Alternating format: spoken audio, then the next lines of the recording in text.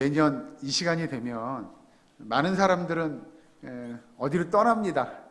어디로 떠나는지 아십니까? 예, 동쪽으로 떠납니다. 예, 뭐 하러 떠나는지 아시죠? 뭐 하러 떠나요? 예, 해돋이 본다고 떠나죠? 예, 왜 해돋이 보러 갈까요? 그렇죠. 이거죠. 왜 가죠? 이런 거죠. 보통 사람들은 다 그럽니다. 그 해를 보면서 복을 빌죠. 예. 그리고 또 어떤 사람은 그런 얘기합니다. 그 해 뜨는 걸 보면서 기운을 받겠다고. 뭐 한 해 동안 좋은 기운 받겠다고 떠납니다. 그런 거죠. 어떤 사람들은 그렇게 복을 빌고 또 좋은 기운을 받겠다고 그 먼 곳까지 가서 해 뜨는 걸 보는데, 우리는 이 시간 이 자리에 앉아서 그 온 우주 만물을 창조하시고 운행하시고 그 태양을 다스리시는 하나님 앞에 예배하는 저와 여러분이 복된 줄로 믿으시기 바랍니다. 예, 그래서 여러분, 우리는 태양이 얼마나 아름다운지 모르는 거 아니지만 그 태양을 만드신 분은 어떤 분이신지를 알기에 이 시간 이 자리, 우리가 한 해를 마감하고 또 한 해를 시작하는 이 자리에 하나님 앞에 예배로 영광 돌려드리는 저와 여러분의 이 마음, 이 뜻을 주님께서 기뻐 받으시는 줄로 믿으시기 바랍니다. 오늘 본문의 말씀은 예레미야 애가의 말씀을 보시면 우리가 잘 아는 대로 예레미야 선지자를 별칭으로 이렇게 이야기합니다. 눈물의 선지자라고 이야기합니다. 오늘 본문에 등장하는 것처럼 애가 슬픈 노래를 지어 부를 만큼 이 예레미야 선지자는 정말 백성들을 사랑했고요, 이스라엘 민족을 사랑했음을 우리는 성경을 읽을 때마다 구구절절 느끼게 됩니다. 그런데 성경을 잘 읽다 보면 이스라엘 백성들이 그 예레미야 선지자의 마음을 잘 몰라줬던 것 같습니다. 그래서 이스라엘 백성들에게 오늘 본문의 말씀 잠깐 21절 먼저 보시면, 이것을 내가 내 마음에 담아두었더니 그것이 오히려 나의 소망이 되었사옴은, 이렇게 이야기합니다. 이것이 여기서 이야기하는 이것을 내가 마음에 담아두었더니 라고 이야기하는 이 사건은 뭐냐면요, 이스라엘 백성에게 더 이상 소망이 없다고 생각하게 됩니다. 왜냐하면 이 이스라엘 백성들에게 아무리 가서 외치고 부르짖고 호소해도 이 백성들이 선지자의 말을 듣지 않습니다. 이건 사실 선지자의 말이 아니라 하나님의 말씀이죠. 하나님의 말씀을 잘 듣지 않았기에 여기서 이야기는 21절에 이것을 내가 마음에 담아두었더니 라고 하는 겁니다. 바꿔 표현하면 그거죠. 선지자가 가서 하나님의 말씀을 증거하고 전달했는데 그들이 듣지 않아요. 그럼 선지자의 마음이 어땠을까요? 이건 그러지 않았을까요? 정말 이게 막 찢어질 것 같은 그런 마음.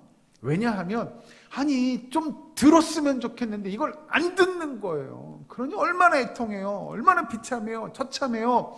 막 답답해 미칠 지경이었을 것 같은 생각이 듭니다. 그런 마음을 담아두었는데 하나님께서 21절에 그것이 오히려 나의 소망이 되었다라고 이야기합니다. 이건 조금 역설적인 표현이죠. 그렇게 막 답답해 미칠 것 같고 원통하고 애통한데 이것이 소망이 되었다고 이야기합니다. 도대체 선지자 예레미야 선지자가 갖고 있는 마음이 어떠했기에, 도대체 어떤 심경의 변화가 있었기에 이렇게 이야기할 수 있겠는가라고 하는 것이죠. 예레미야 선지자에게 보면 그러면 이스라엘 백성들이 어느 날 갑자기 그래요, 우리가 이제 하나님의 말씀을 들을 거예요, 우리가 말씀대로 살 거예요, 우리가 하나님께 정말 나아가려고 노력할 거예요 라고 그들이 변했냐? 아니요, 그렇지 않아요. 그들은 오히려 하나님께로 돌아오지 않아서 그 나라가 망하게 되고 포로로 끌려가게 되고 이런 일들을 겪을 수밖에 없게 됩니다. 그런데 예레미야 선지자가 그걸 바라보며 그 상황은 하나도 바뀌지 않았음에도 불구하고 그것이 21절에 소망이 되었다라고 이야기합니다. 그러면서 오늘 본문 말씀 조금 넘어가서 보시면 23절 보시면, 여기 같이 한번 읽어주실까요? 23절 말씀 시작. 이것들이 아침마다 새로우니 주의 성실하심이 크시도소이다. 아멘. 그 예레미야 선지자가 가지고 있는 그 소망이 아침마다 어떻게 됐다고요? 새롭게 됐다고요. 어떻게 이전과 상황이 바뀐 게 하나도 없는 게, 그런데 예레미야 선지자는 그것이 아침마다 매일매일 새롭게 될 수 있었겠느냐라고 하는 겁니다. 이 예레미야 선지자가 가지고 있는 아주 특별한 관점의 변화가 일어나게 됩니다. 여기 잘 보시면 22절 말씀 다시 보시면, 여기 보시면 여호와의 인자와 긍휼이 무궁하심으로 라고 하는 겁니다. 이스라엘 백성들이 하나님 앞에 범죄하고 하나님의 말씀을 듣지 않아서 그들이 멸망당하게 됩니다. 그 나라가 흩어지게 되죠. 그래서 너무나도 원통하고 비통하고 애통하고 막 비참하고 처참한 상황에 놓여 있는데, 그 모습을 바라보는 예레미야 선지자가 깨닫게 됩니다. 아, 그래, 이거야. 그런데 뭘 깨달았냐면 22절 아까 읽은 대로 여호와의 인자와 긍휼하심이 무궁하다는 걸 깨닫게 됩니다. 즉 이스라엘 백성들은요 정말 힘든 시간을 보내게 됩니다. 포로로 끌려가서요 정말 포로의 생활, 정말 종살이 뭐 이런 것처럼 노예 생활을 하게 되는 거죠. 그런데 그 모습을 바라보며 예레미야 선지자가 그래, 하나님의 인자와 긍휼하심이 정말 무궁하시구나 라는 걸 그가 깨닫게 되었다는 거죠. 아니, 그게 어떻게 인자와 긍휼하심이 무궁한 일입니까? 인자와 긍휼하심이 무궁했다면 이스라엘 민족이 뭐 하지 않았어야 돼요? 멸망당하지 않았어야 될 것 같은데, 예레미야 선지자가 보니 네, 그렇게 그 나라가 멸망당한 사건이 하나님의 인자와 긍휼하심이 무궁하다는 걸 보여준 사건임을 그가 알게 되었습니다. 그리고 두 번째 보면 또 뭐 한 가지가 더 있는데, 이것이 이제 그 24절 말씀 여기서 같이 한번 읽으실까요? 마지막 24절 시작. 내 심령에 이르기를 여호와는 나의 기업이시니 그러므로 내가 그를 바라리라 하도다. 아멘. 여호와 하나님이 어떤 분이신지를 그가 다시 한번 깨닫게 되는데요, 뭐라고 고백하냐면 내 심령에 이르기를 여호와는 나의 무엇이라고요? 기업이라고 이야기해요. 그래요, 맞아요. 하나님은 나의 기업이 되세요 라고 그가 고백하는 겁니다. 이건 우리가 나의 모든 삶, 뭐 모든 삶이라고 이야기하면 극단적인 예를 들면 나의 생명까지도 우리를 인도하시고 이끄시고 주인 되시는 분이 누구예요? 여호와 하나님임을 그가 알게 된 거예요. 예를 들면 그런 겁니다. 이스라엘 백성이 지금 포로로 끌려갔어요. 나라가 망해가지고요. 그 포로로 끌려갔는데 끌려간 그것도 다 누구의 역사예요? 하나님의 역사예요. 그걸 누가 알게 돼요? 예레미야 선지자가 깨닫게 돼요. 그래요, 하나님, 이 나라가 망한 게 이 백성들이 그렇게 비참하고 처참한 게 안타깝고 그냥 원통해서 어떻게 미칠 것 같은데, 아 그래요, 그것도 다 누가 하신 일이에요? 하나님께서 하신 일이에요. 아 그렇군요. 하나님께서 그냥 하신 일이 아니고요, 이 백성을 흩어가지고 이 백성을 다 막 죽이겠다고 하는 일이 아니고요, 하나님이 이 백성을 인도해 가시는 방법임을 그가 깨달은 거죠. 그래서 이 예레미야 선지자는 뭐 할 수 있어요? 자, 그 말씀 잘 보시면 오늘 본문 말씀에 20절에 보면 내 마음이 그것을 기억하고 내가 낙심이 되오나 라고 하는 거예요. 얼마나 그의 마음이 낙심되었으면 19절에 뭐라고 했냐면 내 고초와 재난 곧 쑥과 담즙을 기억하소서. 얼마나 힘들었으면 그냥 내 온몸에 그냥 담즙이 다 나와서, 우리 그런 거 있잖아요. 이렇게 힘든 시간들을 보내게 되면 뭐가 사라져요? 입맛이 싹 사라지죠. 그렇죠? 밥맛이 떨어지고 뭐 입에 댈 수도 없고 얼마나 그렇게 근심하며 고통했는지 모르는데, 나중에 가서 보시면, 잘 보시면 21절 끝에 그래서 오히려 그것이 나의 소망이 되었다라고 하는 것들을 고백하며 이 예레미야 선지자의 상황이 변하게 됩니다. 그것이 힘든 일이고 원통하고 정말 아픈 일인 것 같은데 다 놓고 보니 이게 그게 아니었던 걸 깨달았던 거죠. 여러분, 우리는 인간적으로 뭔가 기대할 수 없는 상황 또는 극심한 절망적인 상황들을 경험하기도 합니다. 그런데 오늘 본문에 등장하는 예레미야 선지자는 그런 상황 속에서 놀라운 소망을 발견하게 되죠. 주위의 상황들, 지금 펼쳐진 현실들, 여건들을 바라보면 우리가 절망하고 낙심하고 좌절할 수밖에 없는 상황인데도 불구하고 그 상황을 이끌어 가시는, 다르게 표현하면 주관하시는 그 하나님을 바라보니 우리에게 뭐가 생겼냐면 소망이 생기더라는 겁니다. 그래서 지금 우리가 겪는 힘든 시간들, 고통의 시간들 또는 아픔의 시간들이 우리에게 주어질 수 있는데, 그 시간들조차도 하나님은 하나님의 백성을 이렇게 인도해 가는 방법이더라는 걸 예레미야 선지자가 깨닫게 됩니다. 여러분들에게 잠깐 책 한 권을 소개해 드리려고 합니다. 유성은 씨가 쓴 나의 우선순위는 하나님 당신입니다 라는 책 가운데 나오는 내용인데요, 나무에게 배우자 봄과 여름에 푸릇푸릇한 나뭇잎들을 무성하게 달고 있던 나무는 가을이 되면 미련 없이 그 잎들을 떨쳐버린다. 그렇게 해야만 자기를 보존할 수 있고 새로운 삶을 기대할 수 있기 때문이다. 묵은 것을 버리지 않고는 새 것이 돋아나지 않는 법이다. 우리 삶에서 욕망을 줄이고 분수 있게 살기 위해 줄여야 할 것에는 무엇이 있을까? 본질적인 삶은 간소하고 단순하다. 사랑하는 사람이 마음에 있는데 또 다른 사람을 마음에 담을 수 있을까라고 하는 겁니다. 이 책에서 보면 그런 겁니다. 우리의 삶은 그렇게 복잡하지 않습니다. 어렵지 않습니다. 의외로 굉장히 단순한 삶이라는 거죠. 우리는 여러분, 하나님께서 우리에게 베푸시는, 또 우리에게 원하시는 하나님의 역사하심이 분명히 있는데도 불구하고 우리는 다른 것들을 바라볼 때가 너무나 많이 있다는 겁니다. 예레미야 선지자가 깨달은 건 뭐냐면요, 자기에게 지금 주어진 현상, 상황 또는 여건, 형편, 눈에 보이는 일들을 바라보니까요, 이건 원통하고 비참하기 그지없는 상황들이었다는 거죠. 나라가 망했어요. 온 국민들이 다 그냥 포로로 끌려갔어요. 때로는 많은 사람 죽기도 했어요. 다 흩어지게 됐어요. 살던 땅은, 집들은 다 폐허가 되었어요. 그러면 어떤 희망이 있을까요?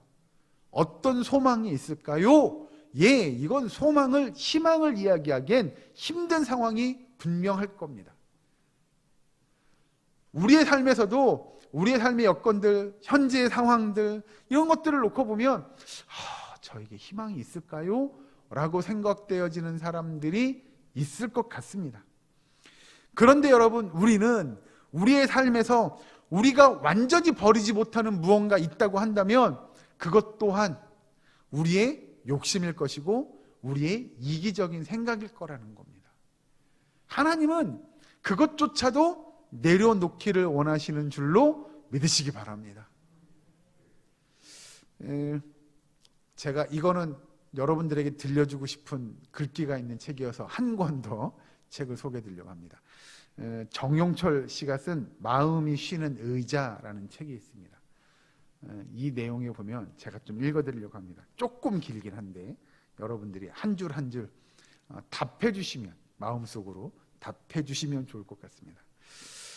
이 세상에서 단 한 사람과 길을 걸으라면 누구와 함께 걷겠습니까? 저는 이거 여러분 묵상하면서 정말 고민 많이 했습니다. 한 사람하고 걸으라고 하면 누구랑 걸어야 되지? 죄송합니다. 저희 집 사람은 아니었습니다.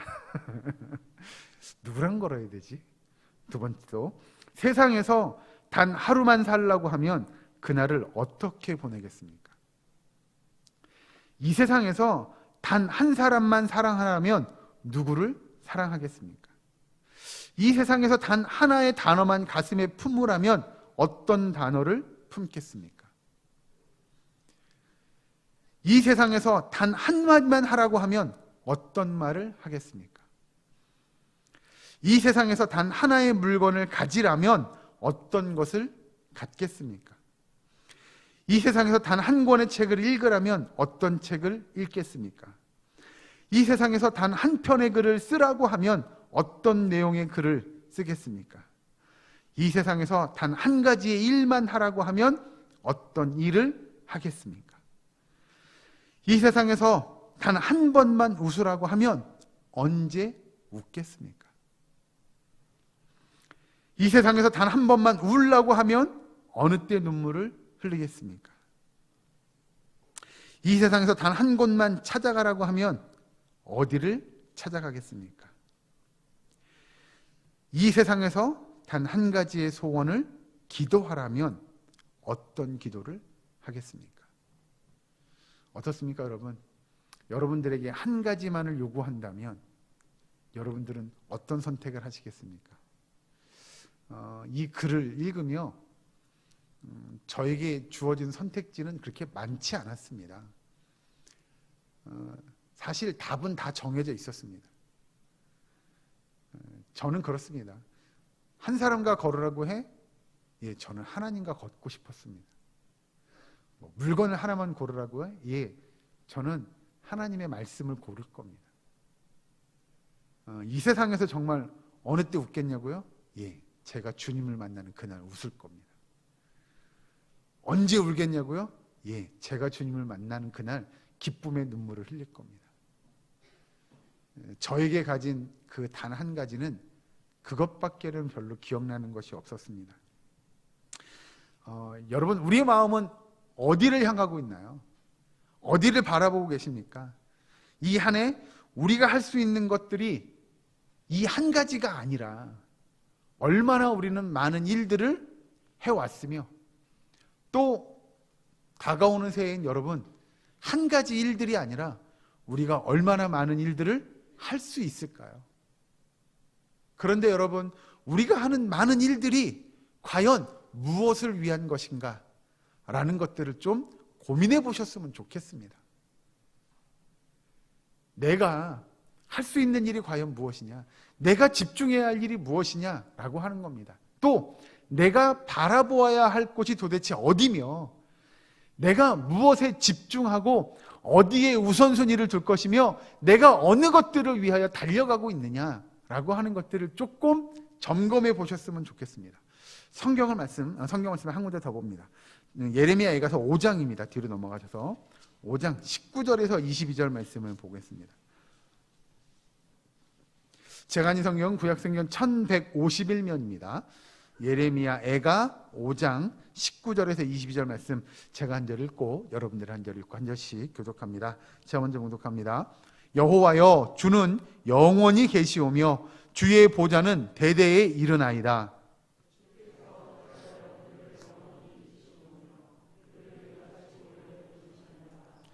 여호와여, 우리를 주께로 돌이키소서. 그리하시면 우리가 주께로 돌아가겠사오니 우리의 날들을 다시 새롭게 하사 옛적 같게 하옵소서.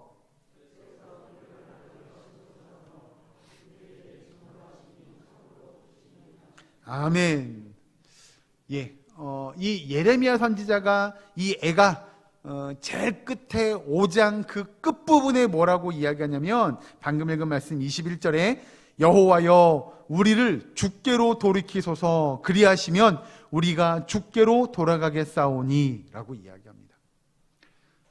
여러분, 예레미야 선지자가 이스라엘 백성들의 그 삶의 모습들을 보면서 그래요, 이 나라가 망한 것이, 그들이 포로로 끌려간 것이 하나님의 은혜인 것 같아요. 그것이 정말 이 백성에게 주는 하나님의 긍휼하심의 표현이고 하나님의 역사하심의 표현이고 하나님의 사랑하심의 표현인 걸 그가 알게 되었어요. 아니요, 왜 어떻게 포로로 끌려간 게 그게 하나님의 은혜가 될 수 있어요? 라고 할지 모르나 그렇게 하나님은 하나님의 백성들에게 그 시련을 주셨어요. 아픔을 주셨어요. 그러나 하나님은 그럼에도 그 백성을 결코 포기하지 않는다는 걸 예레미야 선지자는 알게 되었습니다. 할렐루야. 여러분, 우리의 삶이 힘들 수 있습니다.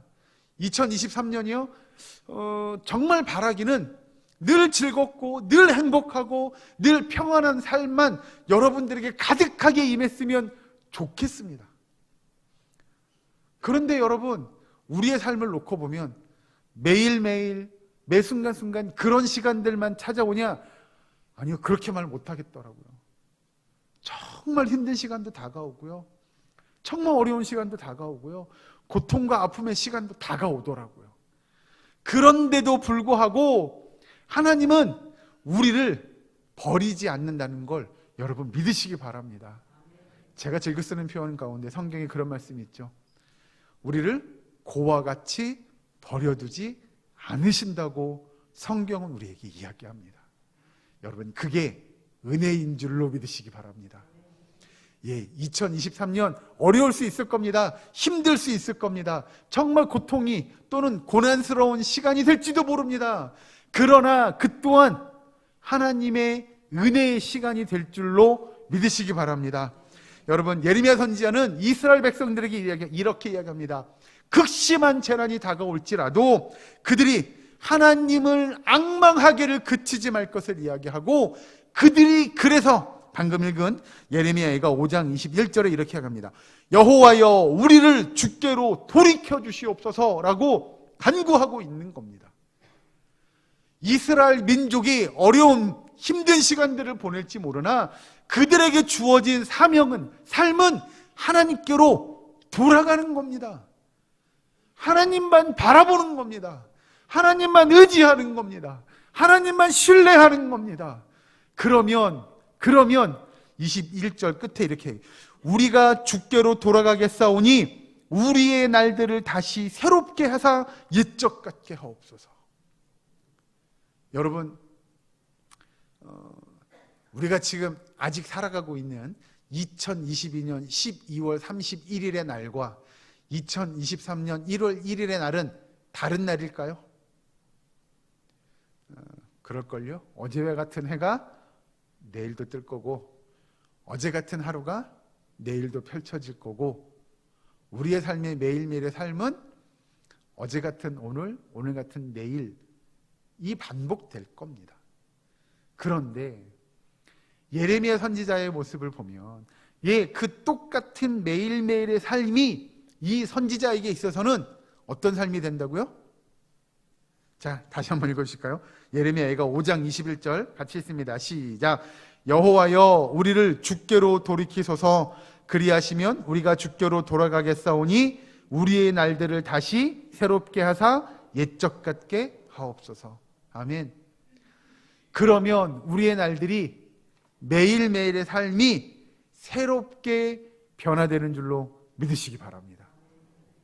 여러분, 우리의 삶은 변화되어야 합니다.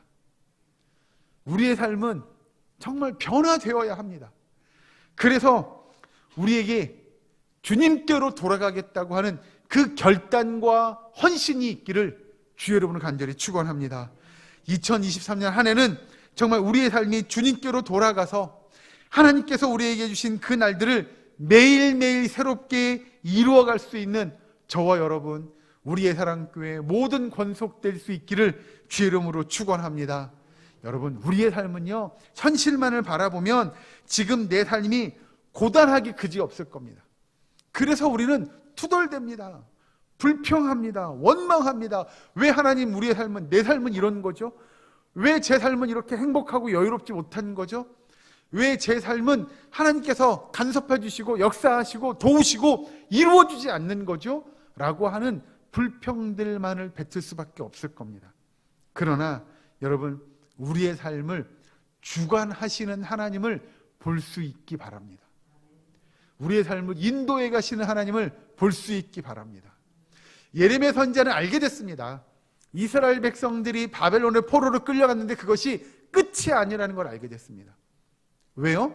언젠가 하나님께서 그 백성들을 다시 회복시켜 줄 것이라는 걸 알게 됐습니다.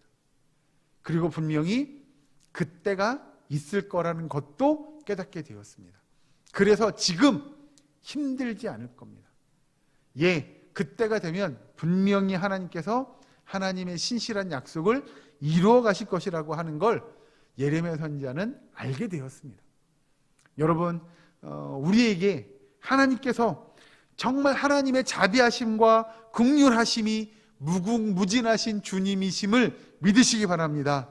그래서 우리의 기업 되시는 주님께로 돌아가서 우리가 매일매일 우리의 마음속에 위로와 소망이 샘솟는 진정한 매일매일의 새로운 날들이 회복될 수 있는 저와 여러분, 우리의 사랑교회 모든 권속될 수 있기를 주 여러분 간절히 축원합니다.